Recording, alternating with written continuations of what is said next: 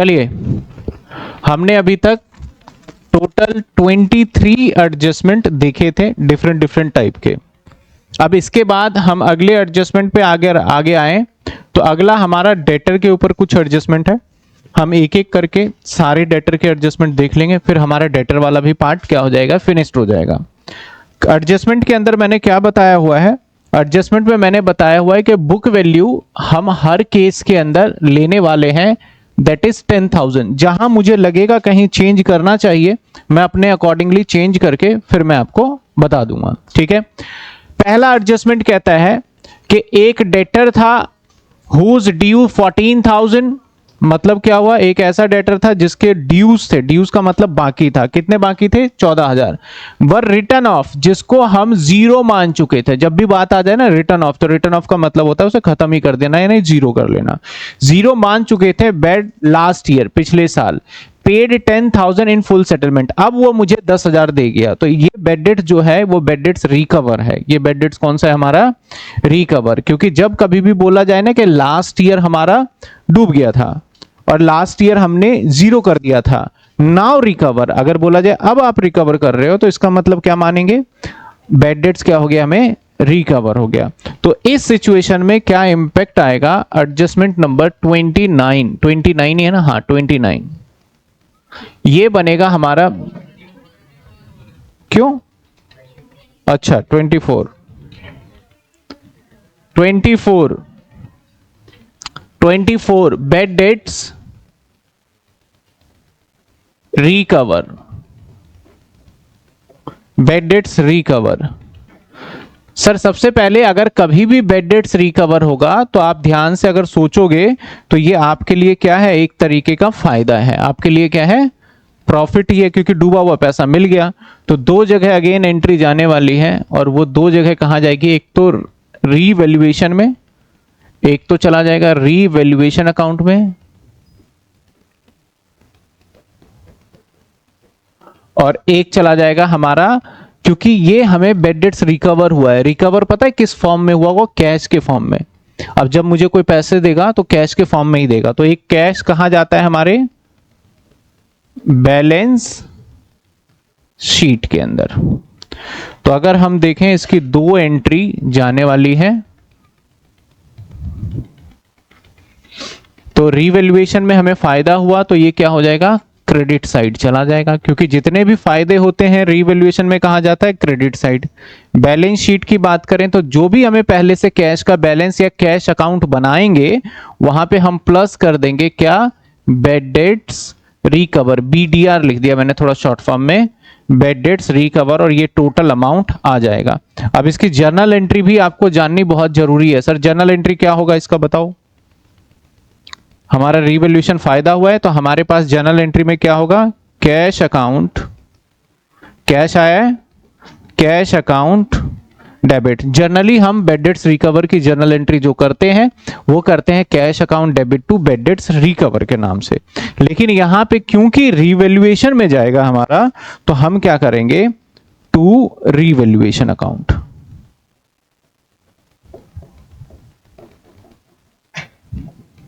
To revaluation, हालांकि इसकी दो एंट्री होनी चाहिए, मैं दोनों ही कर देता हूं, जो एक्चुअल होना चाहिए cash to bad debts recover,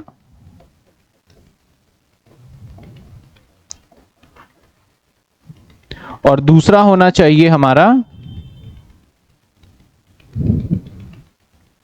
bed debts recover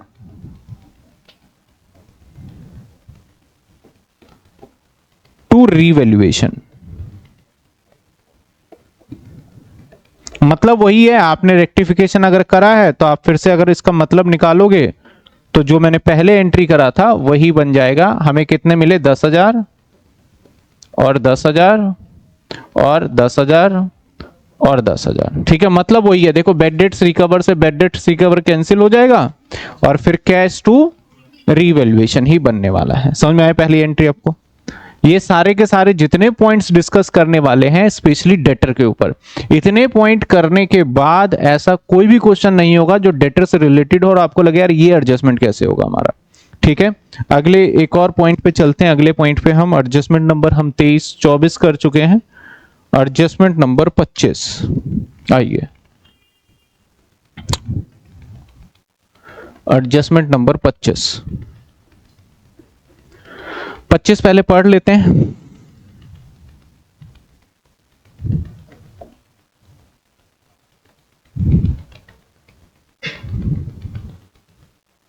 credit होगा ये डेबिट, ये तो बाद ही बताएगा। ये है 25। कहता है प्रोविजन फॉर डाउटफुल डेट्स। अब sir provision for doubtful dates, provision का मतलब क्या होता है? प्रोविजन का मतलब होता है कि हमें लगता है कि हमारे इतने परसेंट जो उधार माल बेचा है वो पैसे शायद हमें नहीं मिलेगा, तो हम उसके लिए पहले से प्रिपेयर हो जाते हैं, जिसके लिए हम क्या करते हैं? प्रोविजनिंग करते हैं। उसको बोला जाता है प्रोविजन। एक्चुअल में नहीं होता, ये शायद हो सकता है, तो उसको बोलते हैं प्रोविजन। तो हमें डाउट है कि भैया इतने पैसे हमारे हो सकते हैं, should be brought up to 5% on debtor. कितने करने हैं हमें? Brought up to 5% on debtor. इसके लिए मैं थोड़ा सा एडजस्टमेंट, जो पॉइंट नंबर 2 है, ये किस तरीके से होगा, मैं एक बैलेंस शीट भी नीचे बना के दिखाऊंगा आपको, फिर उसको कैसे करेंगे वो देखेंगे। यानी बैलेंस शीट होना ऐसा चाहिए, इसका जो ऊपर वाला डेटर है वैल्यू मैं वही लूंगा। कुछ ऐसा क्वेश्चन रहेगा, ये आपको ओल्ड बैलेंस शीट गिवन होगा, ये आपको ओल्ड बैलेंस शीट गिवन होगा, ठीक है ना? ओल्ड वाला गिवन होगा। यहां पे आपको डेटर गिवन होगा, डेटर मान लेते हैं 10,000, और पहले से पीएफडी गिवन है, पहले से ओल्ड बैलेंस शीट है, पहले से पीएफडी गिवन है, मान लेते हैं 2,000, मान लेते हैं 2,000 या 200 रुपए मान लेते हैं, ठीक है ना? और आपको ये माइनस करके दे रखा है कितना? 9800। अब ये वाली फिलहाल वैल्यू, ये जो ऊपर बोला वो भूल जाओ। आपके पास आप कंपैरिजन किससे करोगे? ये वाला बैलेंस शीट से किसको कंपेयर करोगे? इस सेकंड वाले पॉइंट से, ठीक है? सेकंड पॉइंट कहता है भैया प्रोविजन बना लो, ब्रॉट अप टू 5%। यानी प्रोविजन को आप ऊपर ले जाओ, कितने ऊपर? कितना ले जाओ? कितने परसेंट तक ले जाओ? 5% तक ले जाओ। इसका मतलब है पहले से कहीं ना कहीं प्रोविजन होगा हमारा, और जो भी प्रोविजन होगा वो 5% से तो कम ही रहा होगा, और हमें उसे 5% तक ले जाना है। तो फाइनली अगर मैं नई बैलेंस शीट बनाऊं, अगर मैं नई बैलेंस शीट बनाऊं, तो मैं यहीं पे न्यू बैलेंस शीट बना देता हूं, जस्ट इसके नीचे, ठीक है? ये इसके नीचे मैं बना रहा हूं न्यू बैलेंस शीट आपके लिए। इधर कर देता हूं इसको, या इसको थोड़ा सा साइज रिड्यूस कर देते हैं। चलो, विजुअल तो है, ये इतना बड़ा करने का कोई फायदा नहीं है इसको।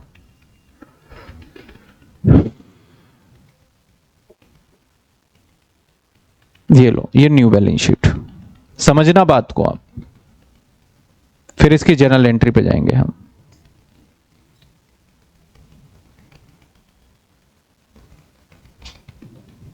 न्यू वाली बैलेंस शीट। तो न्यू बैलेंस शीट में पता है क्या करोगे? आप डेटर करोगे, और डेटर आपका पहले से कितना था? 10,000। कहता है भैया प्रोविजन आपको जो बनाना है 5%। तो इसके दो तरीके हो सकते हैं, दोनों करूंगा मैं। लेस कर दूंगा, बोला 5% तक ले जाओ, तो पीएफडी में लेस कर दूंगा और सीधा 500 रुपए लिखूंगा, और आगे मेरे कितने? 9500। कितने आगे? तो मैंने अपना प्रोविजन कितना लेके आ गया यहां पे? 5%। 5% किसका? इस 10,000 का। 10,000 का कितने परसेंट? 5%, 500। लेकिन पहले भी प्रोविजन बना रखा था हमने, कितना? 200। अब नए वाले जब बनाए, क्योंकि ब्रॉटअप वाली बात आ गई, तो कितना बना दिया हमने? तो क्या मैंने पहले की कंपैरेटिवली अपने प्रोविजन को बढ़ा दिया?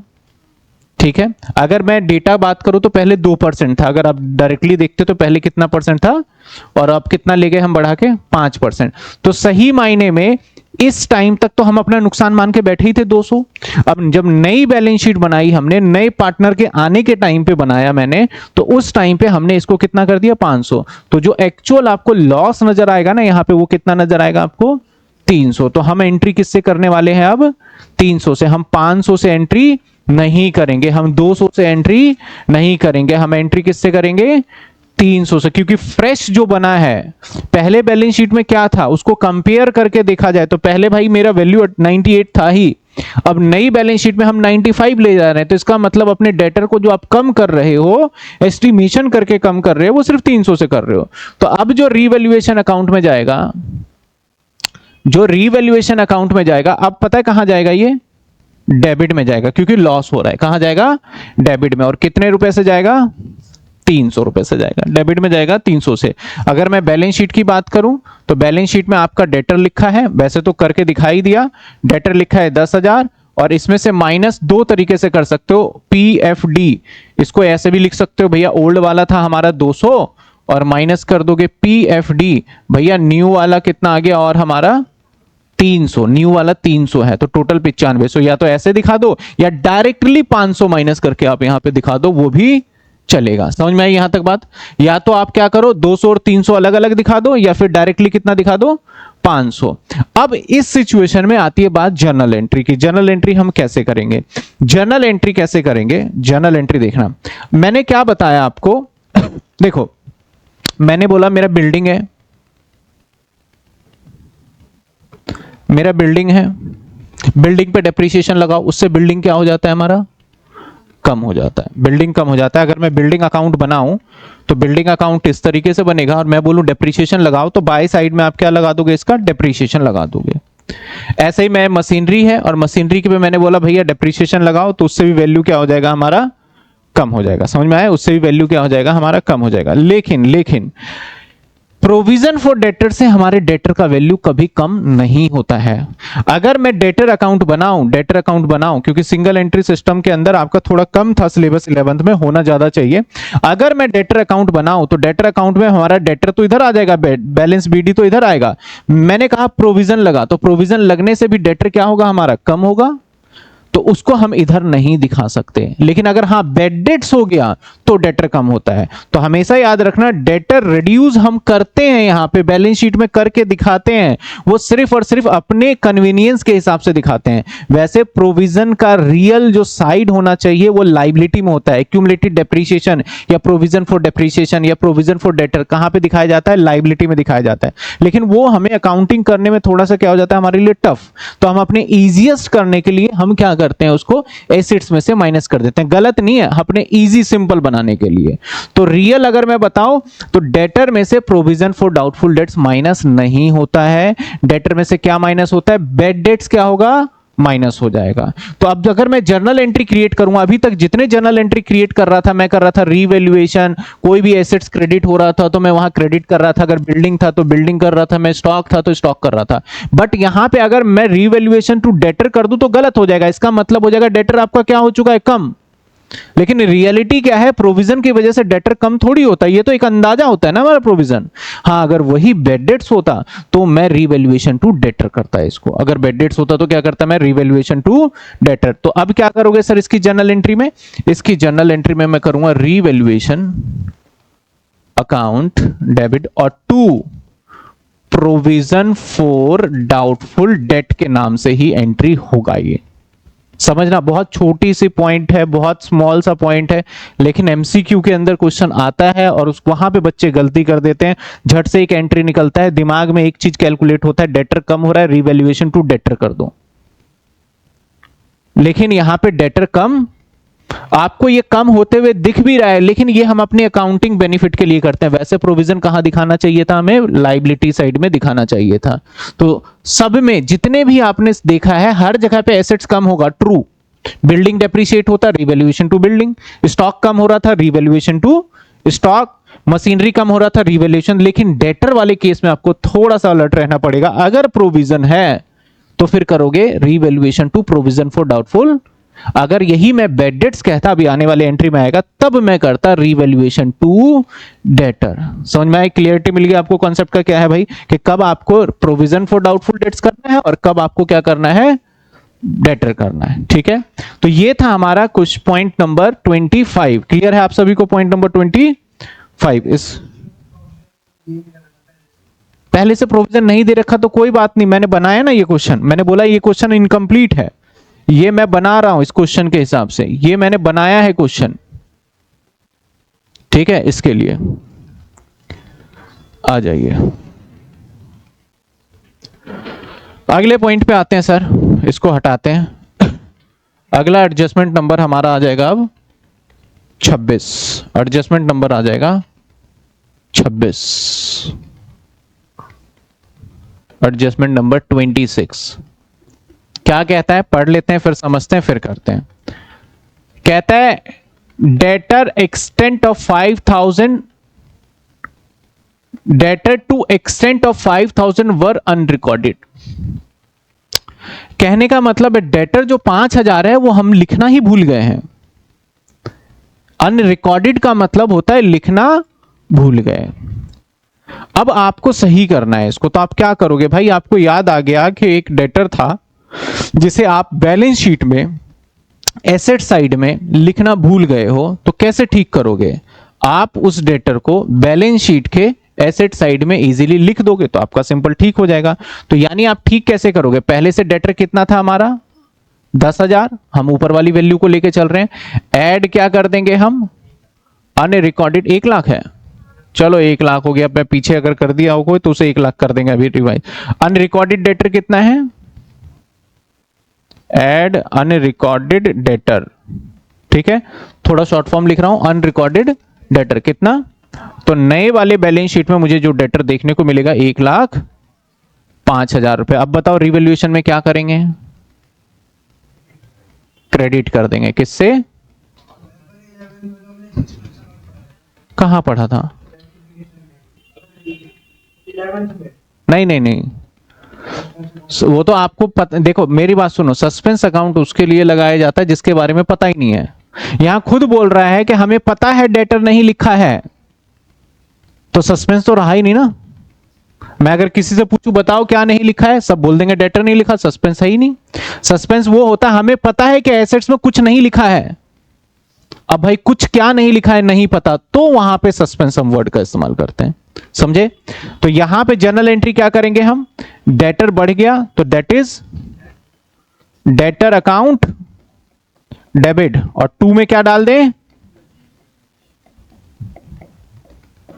रीवैल्यूएशन। मैं बीइंग लिख नहीं रहा, बीइंग सबका लगभग लगभग वही होने वाला है, अगर आपने स्टेटमेंट देख लिया है तो उसके हिसाब से ही रहेगा, जैसे लिख देता हूं, चलो बीइंग डेटर इंक्रीज बाय 5,000। बताइए इस एडजस्टमेंट में कोई डाउट? एक डेटर ऐसा था जो कि हमें मिला और हमने नहीं लिखा था, तो आप उसको लिख दो और लिखने के बाद आपका एसेट्स इंक्रीज हो गया, और उसको इस तरीके से 2 जगह ट्रीटमेंट करना पड़ेगा। अगले एडजस्टमेंट पे चलते हैं।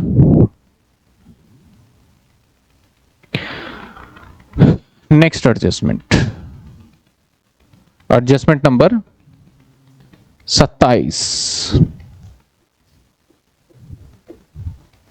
एडजस्टमेंट नंबर 27, ये भी कर लिया हमने, ये भी कर लिया, ये भी कर लिया। इसके बाद अगले एडजस्टमेंट को देखते हैं। कहता है bad debts amount 6,000 are to be written off, यानी बेड डेट्स हमारा 6,000 हो गया। अब साफ साफ क्या कह रहा है, ये बेड डेट्स हो गया है भाई 6,000 का। तो नाउ मेरे पास जो डेटर था, वो डेटर आपने कहा कि सर 1,00,000 है आपका, तो ठीक है भाई मैं माइनस कर दूंगा क्या, बेड डेट्स कितने 6,000, और जो मेरा न्यू बैलेंस शीट में आएगा 90। अब यहां पे रीवैल्यूएशन में डेबिट हो जाएगा क्योंकि मेरा नुकसान खर्चा है कितने। अब इसकी जर्नल एंट्री क्या होगी बताओ, रीवैल्यूएशन नहीं, हाँ रीवैल्यूएशन अकाउंट। अब यहां पे 2 में डेटर करना है, बेड डेट्स नहीं करना, डेटर करना है। प्रोविजन वाले में क्या करते हैं हम, प्रोविजन ही लिखते थे।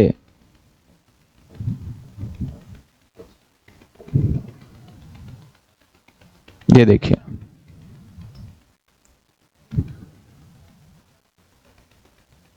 क्लियर है, समझ में आ रहा है? आपको एक साथ इतने एडजस्टमेंट एक साथ मैं इसलिए दिखा रहा हूं ताकि आप उसको कंपेयर करके क्लियरिटी ले पाओ। अदरवाइज अगर मान लो आज मैंने कराया, एक क्वेश्चन के साथ कराया, एक क्वेश्चन लास्ट में आया, तो वो डाउट ही रह जाता है। एक ही जगह पे मिलेगा तो आपको सारे के सारे पॉइंट्स मिल गए, इससे ऊपर कुछ आएगा नहीं आपका इसमें डेटर के ऊपर। अगले पॉइंट पे चलते हैं हम। और जो टफ माना जाता है एडजस्टमेंट में, डेटर वाले एडजस्टमेंट में बच्चा कंफ्यूज हो जाता है थोड़ा सा। चलिए एडजस्टमेंट नंबर 28। अब देखो एक चीज ये भी है कि मैं यहां पे एडजस्टमेंट 28 लिख रहा हूं, शायद ये 40 भी चला जाए और शायद ये 50 भी चला जाए। तो बच्चे क्या करते हैं कि 50 एडजस्टमेंट एडमिशन के कर ले, ठीक हो जाए, मतलब सारा आ जाएगा। तो भाई 50 एडजस्टमेंट बड़े छोटे छोटे से, इसलिए मैं क्या करता था, पहले एक ही में लिख देता था। तो नंबर पे मत जाना आप कि 50 एडजस्टमेंट हो गए हैं। आपके एडजस्टमेंट बहुत छोटे छोटे से हैं, वो वाले एडजस्टमेंट नहीं है जो 11th के अंदर डिफरेंट ही होता था, बस इसमें क्या है थोड़े थोड़े चेंजेस है। तो इतने नंबर तो मैं लिख रहा हूं सिर्फ आपको याद रहे, लेकिन इससे अपने ऊपर एक मेंटली प्रेशर मत बना लेना कि भाई 50 एडजस्टमेंट है, चैप्टर छोड़ दो। आ जाते हैं 29 पे। 2080 है, ये कर लिया क्या पीछे? हाँ आ जाइए 28।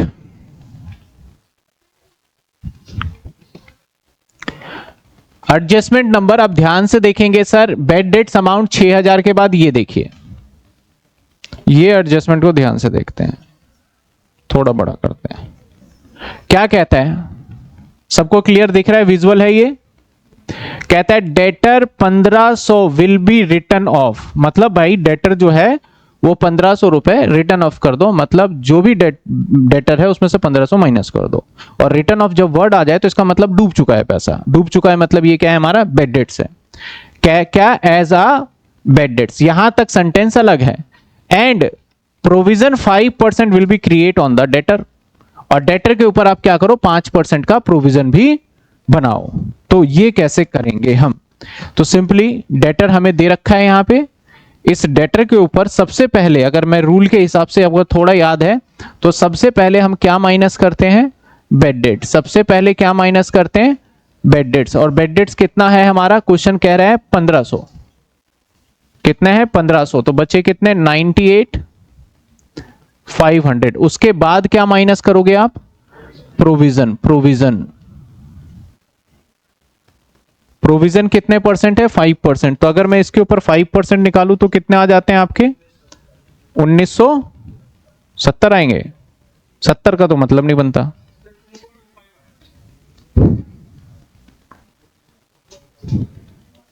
ये आ गया, या मैं 10% होगा ना, 9850, 9845,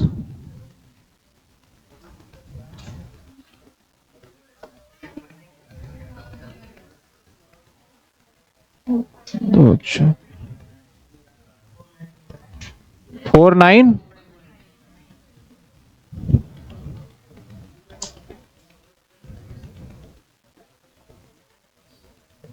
चलिए माइनस करके एक डिजिट जो भी है आ जाएगा, ये है।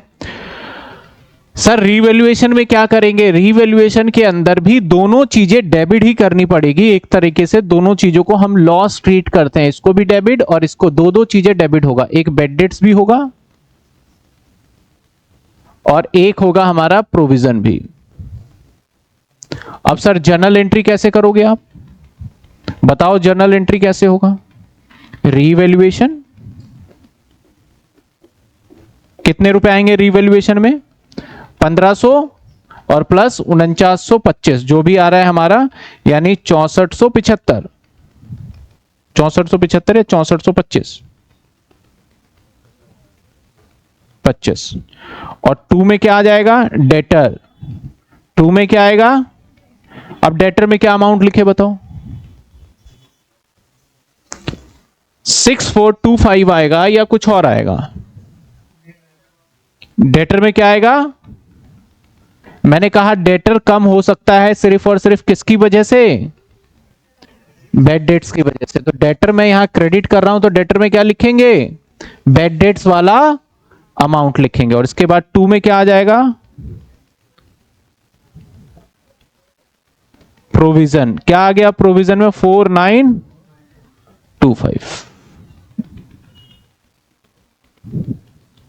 देखिए समझिए, पहले देखिए, किसी को डाउट है बताइए, क्योंकि जो मैंने पहले स्टार्टिंग में 2 एडजस्टमेंट कराए अलग अलग, उन दोनों एडजस्टमेंट को यहां पे क्या कर दिया, मर्ज करके हमने कर दिया।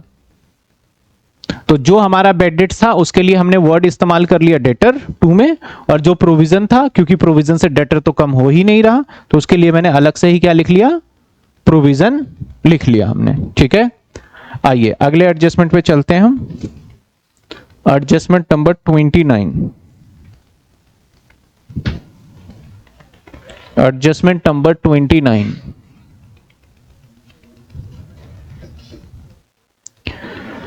एडजस्टमेंट 29 का मतलब है इसका ये वाला एडजस्टमेंट। क्या कहता है यहां पे, शिक्षा एन ओल्ड कस्टमर, एक ओल्ड कस्टमर है whose account written off as a bad debts. ठीक है, एक कस्टमर है पुराना जिसका accounts written off as a bad debts. इसका मतलब क्या हुआ, मतलब जीरो कर चुके हैं, अभी की बात नहीं है, पहले ही हो चुका है ये। हैज प्रॉमिस टू पे, अब मुझे वो कहीं शिक्षा मिल गई, अब उसने मुझे प्रॉमिस किया कि मैं आपको पेमेंट देने का, उसने क्या करा, प्रॉमिस कर दिया। कितने, 2500 in the settlement of due. मतलब एक ऐसा पर्सन था जिससे कि पैसे मुझे लेने थे लेकिन उसने मुझे नहीं दिया और मैंने उसको जीरो मान लिया, बैड डेट्स। एक दिन अचानक वो पर्सन मुझे मिल गया और वो कहता है कि मैं आपके पैसे वचन देता हूं या वचन देती हूं कि मैं आपके पैसे आपको लौटा दूंगी। तो क्या ये बैड डेट्स रिकवर है? क्या ये बैड डेट्स रिकवर है या नहीं है?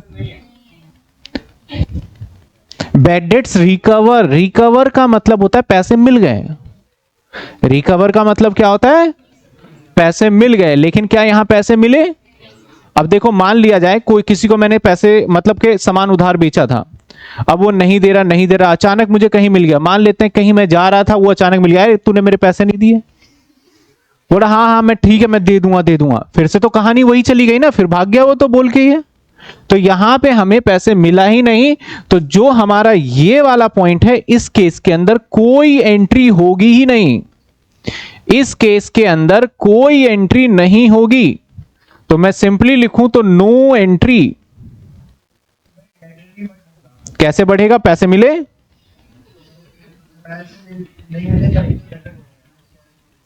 देखो पैसे मिल जाता तो बात होता कि चलो सेटल हो गया, रिकवर। कहानी वही है, वो फिर भाग गया। पैसे मिलने थे लेकिन फिर भाग गया। फिर हम अगर उसे डेटर बढ़ा दे तो अननेसेसरी अकाउंटिंग थोड़ी सी गलत हो जाएगी। जब हम बैड डेट्स मान लेते हैं ना, तो बैड डेट्स पता है कब माना जाता है, एकदम लास्ट स्टेज में, जबकि पता लगता है यार ये तो नहीं देगा और उसे बैड डेट्स मान के एंट्री कर चुके हैं। लेकिन जब वो पैसे दे देता है तो हम डेटर नहीं बढ़ाते, हम बोलते हैं चल भाई डूबा हुआ पैसा वापस आ गया। तो यहां पे उसने सिर्फ क्या करा, वर्ड प्रॉमिस टू पे। अगर यहां होता कि उसने पेड कर दिया या रिकवर कर लिया, तब जो हमने पहली वाली एंट्री करी थी बैड डेट्स रिकवर वाली, वो एंट्री करते। समझे बात आप? तो यहां पे एक ये भी क्वेश्चन है जो एग्जामिनर फटाफट से दे देगा और इससे एंट्री पूछ लेगा। तो बहुत सारे बच्चे क्या कर देंगे, बैड डेट्स रिकवर वाली जर्नल एंट्री को टिक करके आ जाएंगे एमसीक्यू अंदर, जो कि गलत हो जाएगा। तो आइए यहां पे आ जाते हैं 29 के बाद 30। 29 के बाद 30।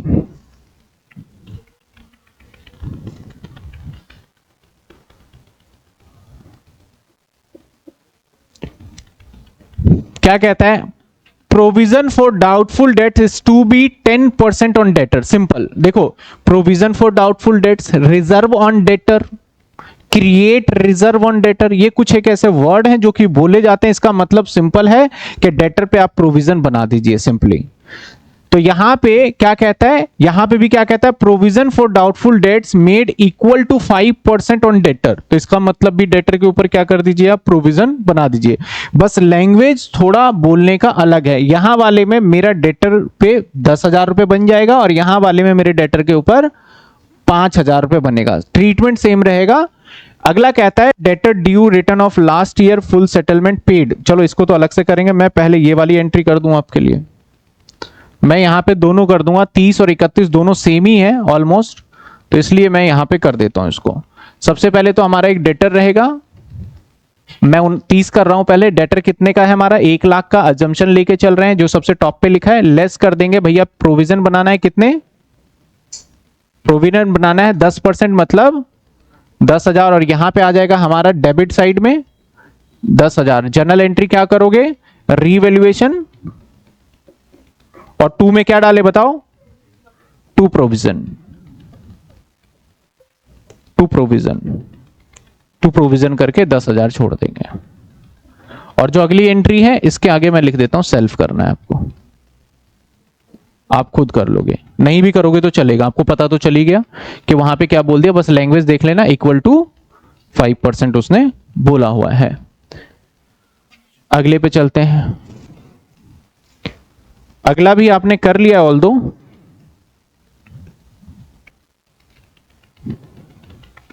अगले पे चलो। अगला क्या कहता है हमारा, a debtor whose due ₹25,000 written off as a bad debts. हमने क्या करा, बैड डेट्स मान लिया था, पेड 20,000 इन फुल सेटलमेंट। अब यहां पे वर्ड है पेड, और इससे ऊपर वाला जो हमने शिक्षा वाला देखा था वहां पे क्या था, प्रॉमिस टू पे। दोनों में फर्क है, वहां पे उसने क्या कहा कि मैं बाद में, अभी नहीं मिला, बाद में मिलना है, और यहां पे अभी मिल गया। तो अब यहां पे क्या करेंगे, यहां पे क्या करेंगे, सबसे पहले भैया बैलेंस शीट में फर्क पता है किस पे पड़ने वाला है, कैश पे पड़ने वाला है। जब भी बैड डेट्स रिकवर होगा तो बैलेंस शीट में डेटर पे फर्क नहीं पड़ेगा, कैश पे फर्क पड़ेगा। दूसरा, हमारा जब भी बैड डेट्स रिकवर होगा तो हम इसको एज अ फायदा मान के ट्रीट करेंगे, तो रिवैल्यूएशन में क्या चला जाएगा, क्रेडिट। तो सबसे पहले क्रेडिट कितना करें, 25,000 था, 20,000। यहां पे ये मत सोचना यार मुझे 25 लेने थे, 20 ही दिया, नुकसान हो गया, ऐसे नहीं सोचना। नुकसान तो आपका सारा ही था, उसमें से कितने रिकवर हो गए आपको, तो जो मिल गए फायदा है, बात खत्म। जो नहीं मिला फिर वो बैड डेट्स तो पहले मान ही चुके हैं हम। तो यहां पे क्या आ जाएगा क्रेडिट में हमारा, दैट इज 20,000 रुपीज रिवैल्यूएशन के, और कैश में भी हम प्लस कर देंगे, जो भी हमारा कैश का वैल्यू रहेगा इसमें प्लस कर देंगे। क्या कर देंगे, बैड डेट्स रिकवर के नाम से, और कितने रुपए प्लस करने वाले हम, दैट इज 20,000 रुपए यहां पे प्लस कर देंगे। जर्नल एंट्री कॉमन कर लो, चाहे मैंने 2 एंट्री बताया उस हिसाब से कर लो। अगर एक ही एंट्री करते हो तो क्या एंट्री होगा हमारा, कैश पैसे आ गए हमारे पास, और टू रीवैल्यूएशन, टू रीवैल्यूएशन कितने रुपए, 20,000 रुपए। समझे आप। चलिए, ये था एडजस्टमेंट नंबर 32।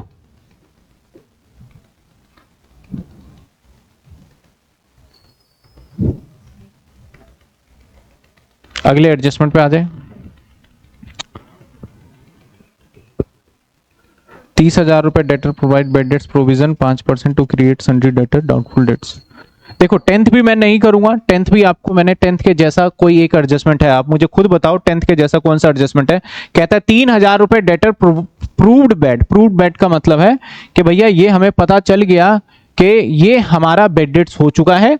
आगे कहता है 5% was to be create sundry debtor as a doubtful debts. यानी अगर मैं और सिंपल वे में बताऊं तो भैया हमारा 3,000 रुपए बैड डेट्स हो चुका है, और उसके बाद भी हमें और 5% का डेटर बनाना है। तो इसके जैसा सेम कौन सा एडजस्टमेंट था हमारा, इसके जैसा सेम था हमारा 5th। तो ये भी आप क्या कर लेंगे, सेल्फ ही करेंगे इसको, इसमें कोई न्यू नहीं है। यहां पे वर्ड नया था इसलिए मैंने डाला। यहां पे क्या कह रहा है, प्रूव्ड बैड, ऊपर कुछ और था, रिटर्न ऑफ बैड डेट्स। ठीक है ना, समझ में आई बात, बस वर्ड अलग की वजह से मैंने डाला है ये। आगे कहता है debtor whose due 3,000 written off as a bad to be paid 2,000 in full settlement. ये भी अभी कर लिया, तो ये भी सेल्फ हो जाएगा। तो इस तरीके से डेटर के सारे एडजस्टमेंट कर लिए, लेकिन एक एडजस्टमेंट अभी भी डेटर का पेंडिंग है। जब तक मैं पूरे वो क्वेश्चन नहीं दिखाऊंगा तब तक वो समझाना फायदा नहीं है। तो एक क्वेश्चन जब कराऊंगा तो हमारे पास पुराना प्रोविजन भी होगा, न्यू प्रोविजन भी होगा, और फिर बैड डेट्स भी होगा। तो उसकी क्या ट्रीटमेंट करेंगे तो वो आएगा, वो क्वेश्चन के बीच में आएगा, तब मैं कराऊंगा। तो डेटर के सारे इसी टाइप के एडजस्टमेंट होंगे, और 1 या 2 एडजस्टमेंट अभी और जब क्वेश्चन करोगे ड्यूरिंग द तब आएगा। एक वर्ड और आता है, जैसे मैं एक बार करवा ही दूं, एक आजकल एग्जामिनर ना एक नए वर्ड को लेके आ जाता है बीच में। क्या लेके आता है, जैसे कि मान लेते हैं मैं एक नया पॉइंट, न्यू पॉइंट इसके अंदर कवर कर रहा हूं। हमारे पास जो उधर से क्वेश्चन नहीं देखना, क्वेश्चन ये मैं बैलेंस शीट बना रहा हूं आपको। हमारे पास एक बैलेंस शीट है, ठीक है, यहां मैंने डेटर लिखा। ये वाले क्वेश्चन को देखना, ये बैलेंस शीट वाले क्वेश्चन को देखना, ये ओल्ड वाला ही बैलेंस शीट है। मान लेते हैं 10,000 है, और इसके ऊपर प्रोविजन बना रखा है, प्रोविजन बना रखा है मैंने 5,000। तो मेरा फाइनल जो पहले का डेटर था वो था 95,000 का। मैंने एक एडजस्टमेंट लिखा इसके लिए, एडजस्टमेंट लिखा मैंने, मान लेते हैं 12, लिखा all debtor are good, all debtor are good. Good का मतलब सारे डेटर बढ़िया है, कोई डिफॉल्टी है ही नहीं, सब पैसे मुझे दे रहे हैं। तो इसका मतलब मैंने प्रोविजन तो बेफालतू में बना रखा है। तो अब ये प्रोविजन मुझे क्या बनाने की जरूरत है नई वाली बैलेंस शीट में? नहीं है। तो अब इस प्रोविजन की वजह से हमारा फायदा हो गया। तो रीवैल्यूएशन के क्रेडिट में अब लिखने वाले हैं कितना? 5000। और बैलेंस शीट के अंदर जो मेरा न्यू डेटर आने वाला है बैलेंस शीट के अंदर, वो डेटर हमारा 10,000, एक जीरो और लगा देते हैं, 1,00,000 रुपए आ जाएगा। और इसमें कुछ भी माइनस प्लस नहीं करना, जो पहले माइनस था बल्कि उसको हमने हटा ही दिया। जर्नल एंट्री क्या करोगे? आपका फायदा हुआ तो provision for doubtful dates, journal entry देखो, प्रोविजन, और 2 में रिवैल्यूएशन।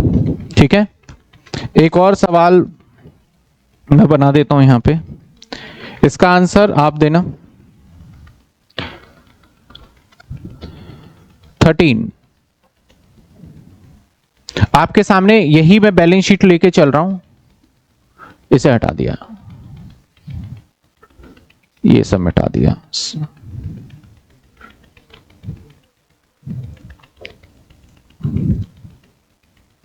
ध्यान देना,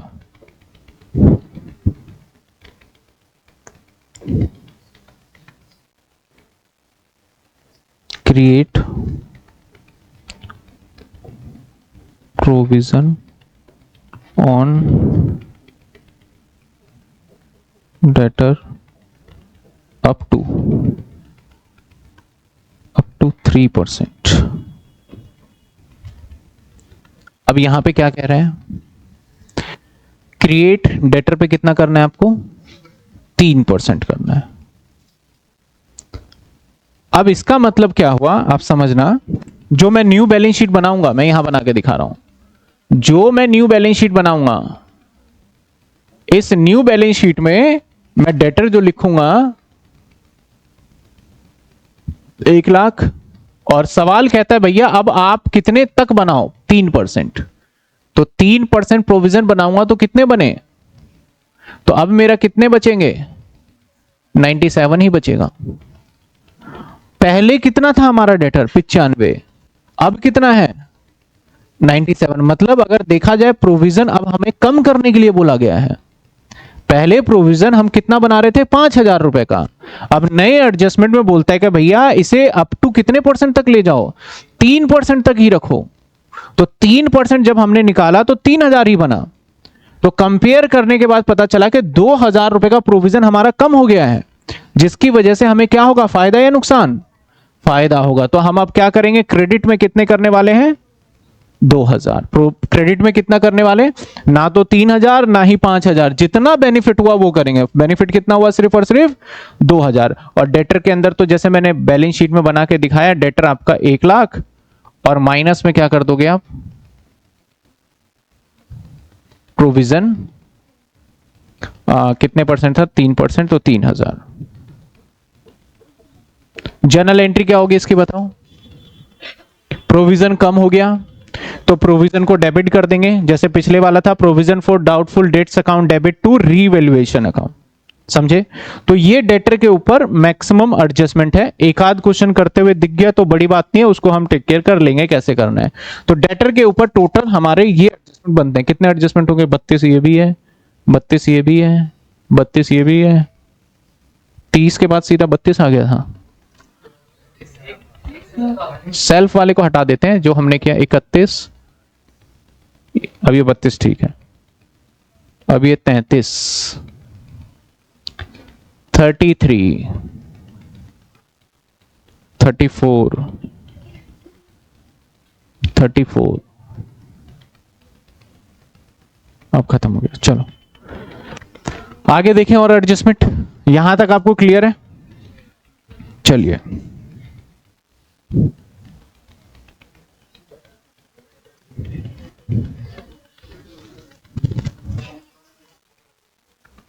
हमारे कुछ एडजस्टमेंट है अदर एसेट्स को लेके, कुछ एडजस्टमेंट है हमारे अदर एसेट्स को लेकर के। और ये नॉर्मली सिंपल सिंपल टाइप के हैं, वो एक ही बार में हो जाएंगे।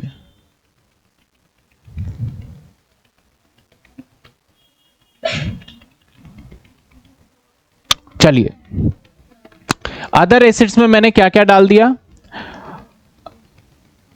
अलग अलग जो एसिड्स होते हैं, जैसे कि हमारा पहला एडजस्टमेंट देखो, कहता है अनअकाउंटेड, अनअकाउंटिंग कह लो या अनरिकॉर्डेड कह लो। इसका मतलब होता है ये है तो, लेकिन लिखा नहीं है। अगर लाइबिलिटी हुआ तो लाइबिलिटी में लिख देंगे सही करने के लिए, और एसेट्स हुआ तो एसेट्स में लिख देंगे सही करने के लिए। अब उससे पता चल जाएगा, अनरिकॉर्डेड जब भी लिखते हो तो उससे बढ़ता ही है हमेशा। तो कहता है अनअकाउंटेड एक्रूड कमीशन, एक एक्रूड कमीशन था जिसको हमने अकाउंटिंग ही नहीं करा, इनकम ऑफ रुपीज 2400। तो सबसे पहले तो एक्रूड कमीशन हमारे लिए एसेट्स है या लाइबिलिटी, पहले तो ये डिसाइड करना होगा। तो हमारे लिए क्या है, एक्रूड कमीशन या एक्रूड इंटरेस्ट, ये हमारे लिए क्या माना जाता है, एसेट्स। इसको हमने लिखा ही नहीं, नाउ प्रोवाइडेड। तो अगर मैं बात करूं, एडजस्टमेंट नंबर कितने थे, 34, 35। अगर मैं यहां बात करूं 35 में, तो हमारा है अनरिकॉर्डेड या अनअकाउंटेड कमीशन। अब इसका ट्रीटमेंट अगर आपको समझ में आ गया तो इजीली आप बता भी पाओगे। आपने एक अनरिकॉर्डेड या अनअकाउंटेड एक्रूड कमीशन, जो कि हमारे लिए क्या है, एसेट्स है, उस एसेट्स को आपने नहीं लिखा, और एडजस्टमेंट कहता है इसको आप अब करके दिखाइए। तो मैं लिख दूंगा उसको, तो लिखूंगा तो कहां लिखूंगा, रीवैल्यूएशन में। क्या होगा, फायदा नुकसान, फायदा तो क्रेडिट में आ जाएगा आपका, और बैलेंस शीट में एड लेस कुछ नहीं होगा, बस आ जाएगा हमारा एक्रूड कमीशन। और जो भी अमाउंट 2400 दे रखा है तो दैट इज 2400 रुपीज लिखना है, बस बात खत्म। जर्नल एंट्री क्या होगा बताओ, हमारा एक्रूड कमीशन बढ़ गया, तो एक्रूड कमीशन अकाउंट डेबिट और to revaluation, to revaluation 2400। Clear है, कोई डाउट इसमें? अगले एडजस्टमेंट पे देखो,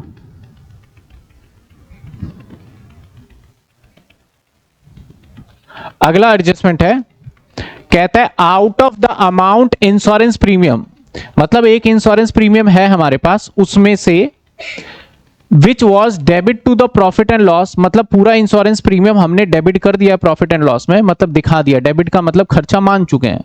लेकिन कहता है amount 5000 carry forward to next year, इसका मतलब उसमें से भी 5000 आपको प्रीपेड मानना चाहिए था, लेकिन आपने सारा डेबिट कर रखा है। तो अगर आपको प्रीपेड मानना चाहिए तो रेक्टिफाई यानी सही करने के लिए आप उसको प्रीपेड करोगे। आप जब आप प्रीपेड करोगे तो प्रीपेड करने के लिए क्या करना होगा आपको, आपको बैलेंस शीट के एसेट्स में दिखाना पड़ेगा। आपने ये वाला 5000 रुपए उस टाइम पे बैलेंस शीट के एसेट्स में नहीं दिखाया होगा, क्योंकि इसे कहां दिखा चुके थे उस टाइम पे आप, प्रॉफिट एंड लॉस में। अगर आपने सारा अमाउंट प्रॉफिट एंड लॉस में दिखाई दिया तो क्या बैलेंस शीट में लेके जाओगे आप, नहीं लेके गए होगे। लेकिन अब क्वेश्चन कह रहा है भैया ये प्रीपेड है, इसको लेके जाओ बैलेंस शीट के एसेट्स में, तो सिंपल सी बात है ये माना जाएगा प्रीपेड इंश्योरेंस, और रीवैल्यूएशन में क्या हो जाएगा, क्रेडिट, और बैलेंस शीट में किस नाम से दिखा दोगे आप, प्रीपेड इंश्योरेंस। कितने रुपए, 5000, और ये भी 5000। जर्नल एंट्री क्या होगा, एक्रूड कमीशन की जगह पे लिख दोगे प्रीपेड इंश्योरेंस। समझे, सिंपल सा है। थर्ड देखते हैं, unaccounted commission receivable. Commission receivable asset से या लाइबिलिटी है बताओ, रिसीवेबल, रिसीवेबल मतलब जो मुझे लेना है, रिसीव का मतलब लेना, रिसीवेबल मतलब लेना बाकी है।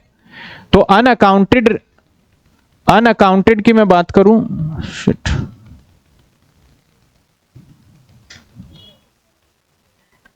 अनअकाउंटेड की बात करूं मैं,